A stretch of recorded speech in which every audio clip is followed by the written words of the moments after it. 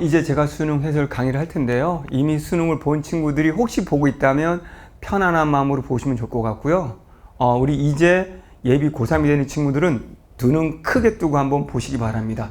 제가 총평에서 말씀드렸듯이 분명히 문제를 80분 안에 풀기에는 상당히 힘들 수 있었다.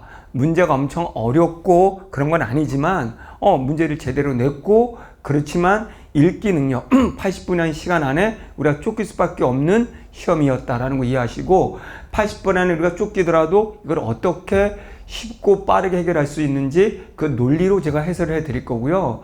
제 본 강의에서는, 내년 본 강의에서는 모든 선택지를 다 설명하거든요. 제 원래 강의는 모든 분석지, 선택지 논리까지 다 설명하는데, 이번에는 조금 스피드하게 정답인 이유와 근거들, 그 논리들을 빠르게 설명하는 방식으로 일단 문학부터 해설해 보도록 하겠습니다. 자, 제가 문학은 전반적으로 여러분들이 너무 EBS 반영에 목을 메고 있는데, EBS 반영이 되었든 안 되었든 상관없이 여러분들이 스스로 읽어내야 되는 힘이 중요하거든요. 그래서 이번 문학에서는 보기가 조금 더 길고 복잡했습니다. 보기라는 걸 먼저 꼭 봐야 되거든요. 예비 고3들 보기라는 걸 먼저 봐야 이 작품의 핵심을 간파할 수 있고, 그걸 간파한 거를 토대로 우리가 풀어갈 수 있어요. 그래서 제 강의를 처음 듣는 친구들, 문학은 저렇게 접근했을 때 빠르고 쉽게 해결할 수 있구나. 최인호 강의를 듣는 친구들은 거의 EBS 정리 1도 안 하거든요. 뜻풀이도 안 합니다. 저는 이번 문학에서도 역시 마찬가지로 뜻풀이도 거의 없이 한번 빠르게 논리적으로 해설해 보이도록 하겠습니다. 이 방법이 빠르고 쉽게 우리가 정답을 찾아낼 수 있고 80분 안의 시간에 압박을 이길 수 있습니다. 그리고 평상시에 국어 공부 대비 굉장히 높은 효과를 가져올 수 있다는 거 명심하시고, 제가 푸는 방식, 모든 문학은 보기 선택지 문제를 먼저 거기에서 이 작품의 핵심을 잡고 접근한다는 거 알고 접근하면 됩니다. 자, 우리 고전소설 같은 경우, 소설은 우리가 이렇게 줄거리를 잘 봐야 돼요. 줄거리를 잘 보고 줄거리 속에서 인물의 관계를 잡아야 됩니다. 자, 승상정을선, EBS에 나온 작품이에요. 그러나 EBS에 나왔을 때 이것이 나왔다 안 나왔다가 중요한 것이 아닙니다. 자, 봅시다. 정을선이라는 인물이 있고, 그 다음에 출정한 사이에 정렬 부인의 모략으로 충렬 부인이 옥에 갇히자. 그럼 됐네요. 이제 출정을 했고 그 사이에 이제 집에 없는 거죠. 이 사이에 두 부인, 하나 부인은 이렇게 정렬 부인. 저는 이 EBS를 전혀 모른다는 전제하에 풀고 있습니다. EBS 내용 이런 게 중요한 게 아니거든요. 수능이라는 건 예비 고3들 내가 알고 있는 내용을 묻는 것이 아닙니다. 이 주어진 작품이라는 이 정을선전의 긴 작품 중에서 요 페이지를 읽을 수 있느냐를 묻는 거지, 정을선전 전체 내용을 묻는 것이 아닙니다. 그러면 정렬부인과 이제 충렬부인 헷갈릴 수 있지만, 그런데 뭐라고 되어 있냐면 이렇게 정렬부인의 모략으로 라고 되어 있죠. 그러면 이제 우리가 이제 고전설 할 때 이렇게 이 부인은 마이너스 부인이 돼야 되고, 이건 굿걸이 돼야 되고 백걸이 되는 거죠. 그럼 이렇게 모함, 대립하는 거죠. 이렇게 모함을 했다. 그러면 옥에 갇히자. 그러면 충렬 부인이 옥에 갇혔는데 이 12 금섬이 충렬 부인을 피신시키고 자진해서 이제 옥에 갇힌다는 거죠. 자진한단 말이 조금 애매모호한데 자진해서 옥에 갇힌다는 거죠. 그러면 옥, 이 대신 갖추는 게 바로 누구냐면 12 금섬. 우리 10이라는 건 하인, 여자 하인이겠죠? 이렇게. 그런데 옥에서 얼굴이 상한 금섬에 시신이 발견되자. 그럼 죽었네요. 이렇게. 그럼 이제 이 옥에서 시신이 발견이 되자 왕비는 월매를 문초한다. 왜 문초한지는 아직 모르겠지만 이 시신을 발견하고 나서 이 왕비가 월매를 지금 문초한다. 왜 문초한지는 아직 모르겠어요. 자, EBS 내용을 모른다는 전제로 풀고 가는 겁니다. 몰라도 우리는 이제 복이랑 줄거리랑 복이랑 보기의 선택지를 보면 쉽게 풀 수 있거든요. 그럼 월매에게 문초한다. 전장에서 정을선은 호첩이 전한 편지를 읽는다. 그러면 출정된 상태에서 여기 정을선한테 호첩이라는 인물이 역시 편지를 전한다. 이렇게 지금 상당히 상황이 복잡하죠. 이 상황이 복잡하던 어쨌든 간에 자꾸 정리하는 습관을 가져야 되거든요. 그러면서 우리는 바로 어디로 가냐면 이제 고전소설은 딱 문제를 보고 글을 전체를 읽을 것인지 아닌지 어쨌든 21번부터 볼게요. 21번으로 와서 복이랑 이거를 연결해서 이 전체 내용이 어떤 내용인지를 우리 파악하시는 능력이 중요합니다. 그래서 우리가 소설은 지금처럼 줄거리가 있으면 줄거리, 그 다음에 보기의 선택지의 조건부까지가 이 작품의 핵심입니다. 그럼 한번 볼게요. 정을선전은 영소설과 가정소설의 상투적인 면모가 혼재되어 나타난다. 됐어요.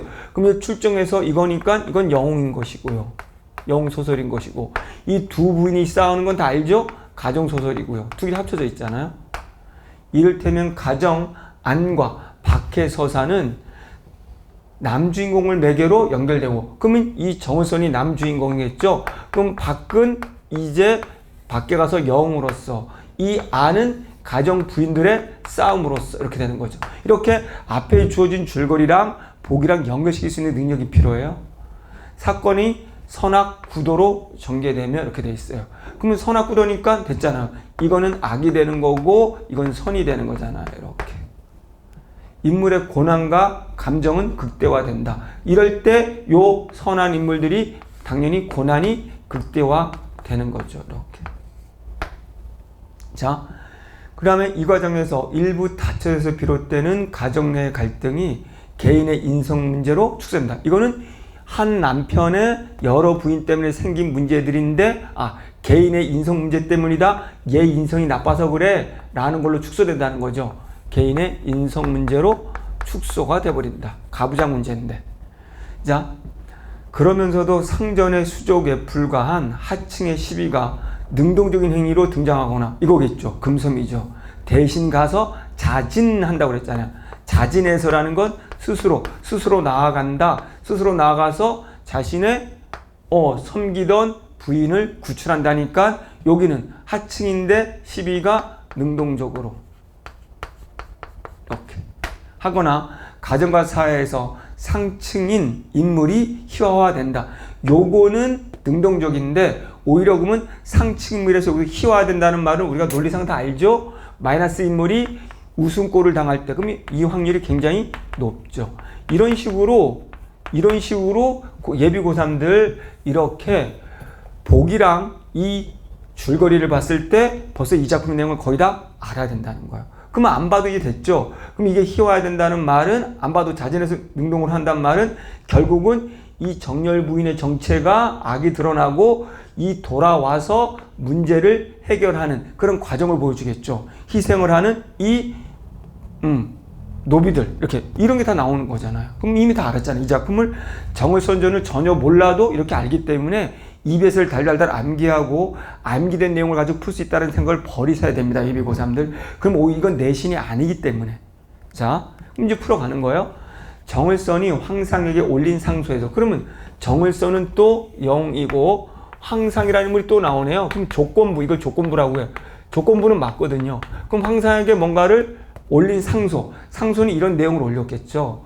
대원수와 가장으로서의 모습이 드러나는 것을 보아. 그럼 보통 우리가 대원수라는 건 영이죠. 가장 큰 무리의 우두머리 대원수. 그럼 이거는 그리고 가장. 그러면 가장이라는 건 요거잖아요. 안과 박. 이 문제 둘 다 얘기하겠죠.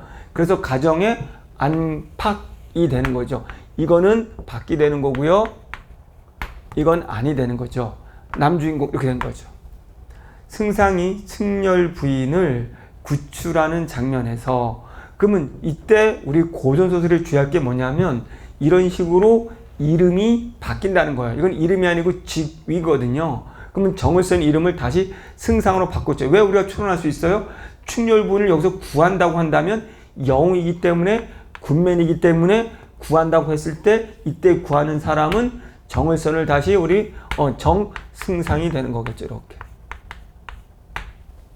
슬픔에 매우 야이어 뼈가 드러난 부인의 모습과 통곡하는 승상의 모습은 인물의 고난과 감정이 극대화됐다. 아까 있죠? 고난.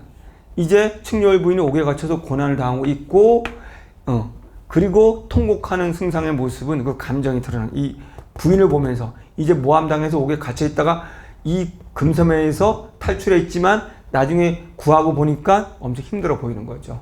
왕비가 앙천통곡하는 장면에서 앙천통곡 이런 단어는 몰라도 됩니다. 어쨌든 요달말 그랬죠. 이건 하늘을 우러러 이런 말인데 몰라도 돼요. 어쨌든 통곡하는 장면에서 그럼 또 왕비가 나왔네요. 왕비 이렇게 이 왕비가 지금 통곡을 하고 있죠.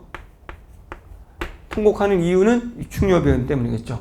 충렬 부인의 순환이 악녀의 탓이라는 인식이 드러나면서 그럼 이때 악녀는 이 정렬 부인 악이 여기 있죠. 이렇게 드러나면서 일부 다처제의 문제가 개인의 인성 문제로 축소 인성 문제 요 문제로 딱 됐죠. 개인이잖아요. 충렬 부인. 자, 월매가 매를 맞는 장면에서 월매는 자신이 모시는 주인에게 죽음을 각오하고 진실을 밝힘으로써 능동적인 행위자를 지향하고 있음을 알 수 있다. 살짝 이 능동적인 행위의 지휘자는 이 금섬이 돼야 되는데 갑자기 월매가 나왔단 말이죠. 그러면 이 왕비가 지금 월매를 문초한다는 거죠. 문초. 앞에 줄거리에서 문초한다는 묻고 야 똑바로 말해. 어떻게 된 거야? 왜 충렬 부인이 아니고 금섬이 죽은 거야? 라고 묻고 있는 거죠. 그러면 이제 금섬이 대신해서 죽은 거니까 이 월매가 모시는 주인에게 자신이 모시는 주인이 만약에 충렬 부인이었다면 죽음을 각오하고 진실을 밝힘으로써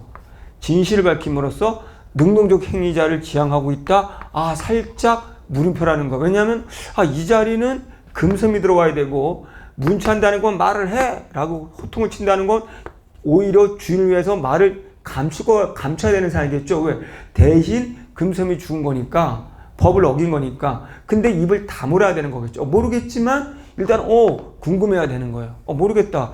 이거는 이 자리가 와야 될 것 같은데 이렇게 정렬 부인이 승상의 호통 소리에 반응하는 장면에서 그러면 정렬 부인이 승상이 이제 정렬 부인이 나쁜 짓 했다는 거 알고 호통을 치고 벌을 주는 거죠.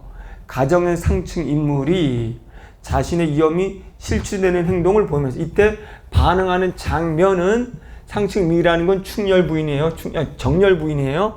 정렬 부인의 위험이 실추되는 행동을 보이면서 희화화 자리는 정렬 부인이 들어가야 되거든요. 희화화는 우리가 부정적 인물이 웃음꼴을 당하는 거기 때문에 그럼 맞을 확률이 높아. 그렇다면 얘만 좀 궁금하죠. 그러면 이제 얘만 남겨놨다가 지문 가서 요즘 다 표시가 돼 있잖아요. 부분을 보면 이제 틀린 게 드러나는 거죠. 그래서 다 이렇게 다 표시가 돼 있잖아요. 월매 이렇게 이제 이때 왕비의 12 월매가 왕비의 12 월매네요. 얘 충렬 부인의 12가 아니고 얘 월매가 종시 토설치 아니함에 종시 토하다 설 이야기를 토해내다 이런 얘기야. 그러니까 말을 안 한다는 거예요. 매를 많이 맞아 여쭈오되 말을 안 하고 있는 거예요. 그러니까 그 말을 안 하고 있는 것이지 오히려 뭐 한다. 말을 해서 적극적으로 자기 집 주인을 하는 게 아니라는 거죠. 그러면 일단은 이것만 보더라도 지금 말을 하고 있지 않다죠. 그래서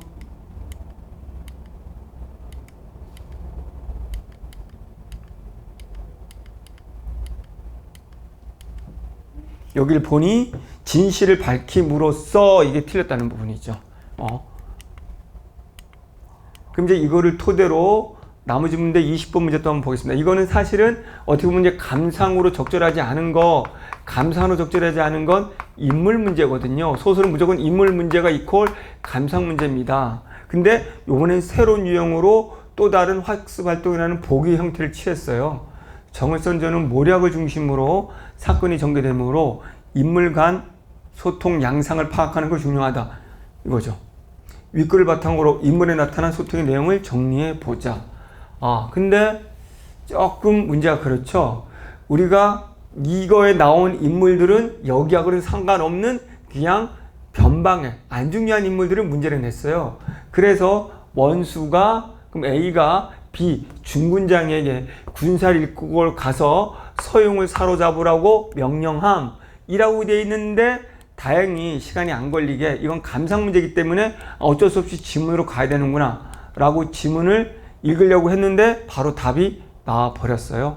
자, 원수가 크게 놀라 후척을 불러 연고를 물으시고 인하여 중군장에게 분부하시되 나는 집에 변이 있어서 먼저 가니 중군장은 차후에 인솔하여 오라 하고 밤낮 3일 만에 득달하니 이때 왕비 등등등. 그 문제 명령한 거는 내가 먼저 가니까 네가 나중에 이게 챙겨서 와라 이런 얘기지 적을 치라고 한 게 아닌 거거든요. 그래서 고맙게도 지문 다 안 읽어도 되게끔 문제를 내서 고맙죠. 감상 문제인데. 그래서 일단은 답은 1번 됐습니다. 감상 문제를 새로운 형태로 낸 겁니다. 그럼 이제 나머지 이제 기억, 니은 우리가 그리고 누명을 찾으면 됩니다. 그럼 기억과 니은을 가보도록 하겠습니다. 그럼 쭉 읽어가다가 이제 기억 봅니다. 왕비 전에 배웠는데 이런 기억 니은을 물으면 이런 뜻풀이를 묻는 게 아닙니다.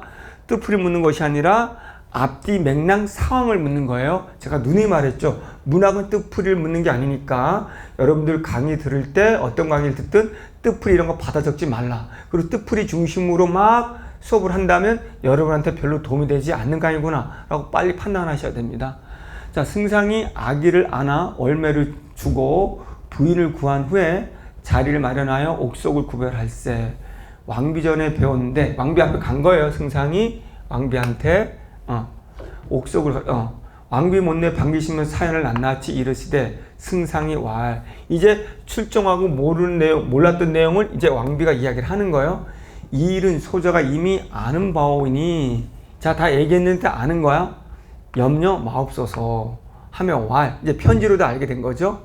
처음에 그놈이 충렬 부인 방에 간 줄 어찌 알으셨나이까? 라고. 그럼 그 놈이라고 했으니 누군가가 충렬 부인의 방에 누군가가 갔다는 거지. 그 놈이라고 보니까 이제 남자지. 우리 논리상 우리 많이 나오는 게 체인호 이론에 다 나오거든요. 지금 이런 식으로 가정소설일 경우 한쪽 부인을 모함하는 경우는 바람 피웠다는 걸 모함하거든요. 마침 남편이 지금 출정 나가 있잖아. 빈 사이에 안 봐도 분명히 충렬 부인이 다른 남자를 몰래 만나는 것처럼 모함을 했을 거란 말이죠. 그러면 그놈이라고 위장한 놈이 이렇게 갔을 거라는 거죠. 그러면 그놈이 들어갔다는 것을 어머니 왕비는 어떻게 아셨습니까? 이거죠. 왕비알 사촌 오라비가 이르기에 알았노라 하신데 승상이 복록을 찾는데 벌써 제 죄를 알고 후원에 올라가 이미 죽었는지라. 그럼 복록이 이미 말해줬다는 건 복록도 이 계략을 꾸인 한 인물이라는 거죠. 그러니까 이미 알고 죽었다라는 거지. 할 일 없이 옥조를 잡아들여 엄히 물었는데 너희는 어찌 충렬 부인이 아닌 줄 알았느냐. 넌 충렬 부인, 이 시신이 충렬 부인이 아닌 줄 알았느냐. 바로 아래라 하신데 옥조를 급히 여쭈어대 어쩌고저쩌고 라고 돼 있죠. 그러면 여기까지 읽고 풀 수 있는지 한번 봅시다. 시간을 줄여야 되니까. 자, 2번 기억을 보니 승상이 황상에게 올린 상소에 들어있는 내용은 이미 아는 바와 같다라고 되어 있는데 이 문제도 아주 잘 냈어요. 이 잘 낸 게 뭐냐면 기억 여기를 물었지만 답은 이미 아는 바는 이제 앞에까지 내용이고 이제 그놈이 어떻게 들어가는 걸 알았나와 등등 그리고 나서 이제 옥조를 통해서 이렇게 옥조를 통해서 정렬부인 12금연이 이를 듣고 묻기에 12금연이 묻기에 정렬부인의 12는 또 금연이에요. 그러면 이 옥절이 금연한테 이야기 해줬다는 거죠. 이 충렬부인이 아니라는 것을, 금섬이라는 것을. 이렇게 이마를 말라 당부했는데 필연 금연의 입을 통해 발설이 된가 하나이다. 그래서 금연을 잡아들여 물어서 어쩌고저쩌고 이렇게 돼 있단 말이에요. 그렇다면 이제 이 상수한다고 돼 있죠.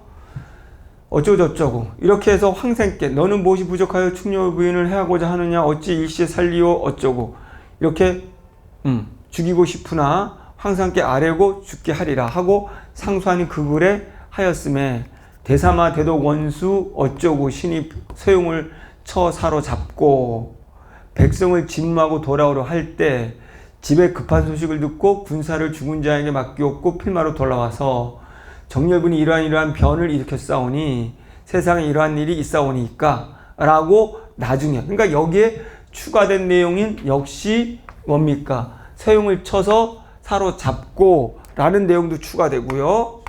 이 글에 이제 상수하는 글을 보니 그 글에는 이렇게 돼 있단 말이에요. 그러면 이런 내용은 없었을 것이고 이미 아는 내용이 상관없잖아요. 이런 내용까지는 모를 것이고 또 그 뒤에 이렇게 사연을 들은 거 이런 사연을 들은 것도 들어가 있을 때하고 친다면 역시 뭡니까? 내용은 같다고 말할 수는 없는 것이 되는 거죠. 이 후에 이어진 내용 그 다음에 상수한다 라고 했기 때문이죠. 그래서 이것도 문제를 굉장히 잘 냈습니다. 뜻풀이가 결국은 아니라는 거죠. 그 다음에 이것도 아주 잘 냈습니다. 누명. 요즘 수능 국어 아주 잘 내고 있어요. 뜻풀이나 지식이 상관이 없죠. 누명과 관련한 설명으로 적절한 건데 답만 볼게요. 누명을 쓰기 위한 계략에는 누명을 쓰는 인물을 특정 장소로 가게 하는 것이 포함되어 있다라는 거죠. 이거 아주 좋죠. 그래서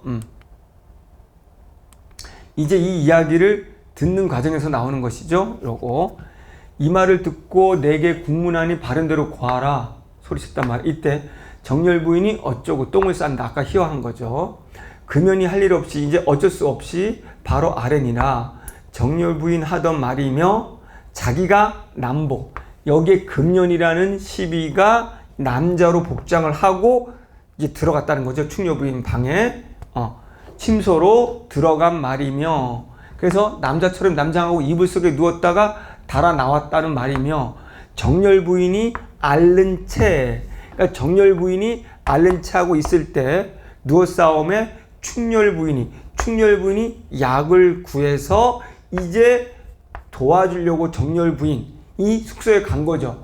구하심의 곁에 계속 있었단 말이죠. 그래서 침소로 가라 간 거나요. 그랬을 때 이렇게 자리를 비웠을 때 그때 누가 들어온 거라고 우리가 추론할 수 있는 거예요. 이제 금연이 남장을 하고 그때 들어온 거예요. 그러면 이 정렬 부인이 이렇게 아픈 척 체한 거잖아요. 그럼 이 자기 충렬부인의 방을 비울 수 있는 뭔가 사건을 만든 거고 그 사이에 이제 금연이 남장을 해서 들어가서 이제 바람 피는 것처럼 한 것이고 그 다음에 몰래 나오고 나서 다시 정렬부인이 근데 집에 돌아가라 라고 충렬부인한테 얘기했을 때겠죠. 그래서 돌아왔다는 거죠. 그럼 실제로 같이 있었던 것도 아니죠. 가심에 복록이 왕비께 참소하던 연유를 그래서 이제 복록이라는 이제 인물이 이제 왕비한테 이런 일이 있었다. 충렬 부인의 그 방에서 남자가 나오더라. 이런 얘기를 했겠죠. 논리상. 그렇게 된 거죠. 한패가 된 거죠.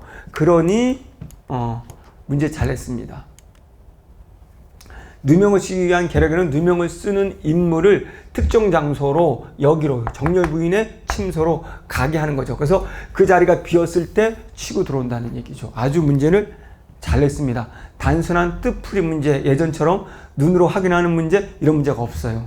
그래서 잘 냈다고 보여집니다. 이렇게 해서 우리가 첫 번째 고전소설을 어떻게 풀어야 되는지를 접근했고 이 작품의 내용을 안다 모른다 하고는 크게 상관없이 내가 기준을 잡은 걸 가지고 접근할 수 있느냐라는 걸 보여드렸습니다. 그래서 고전소설 끝났습니다. 우리가 잠깐 1, 2분간 끊고 가도록 하겠습니다.